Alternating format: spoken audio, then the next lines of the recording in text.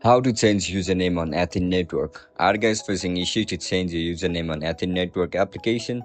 If that's so, then this video might help you out. Without further ado, let's get started. First of all, open Athene Network on your mobile device. Once you open the application, now log in into your account with your registered email and password. After you get logged in, now look at the top of your screen where you can see a username or profile icon. Click on it. After you click on it, you can see a username. Just simply tap on it, delete all this text, and write a username according to your preference. After you write down your name, now click on update. After you click on update, your username will be changed on Athene Network, and that's it guys. That's how we're gonna change username on Athene Network. If you guys found this video helpful, don't forget to like, share and subscribe to our channel.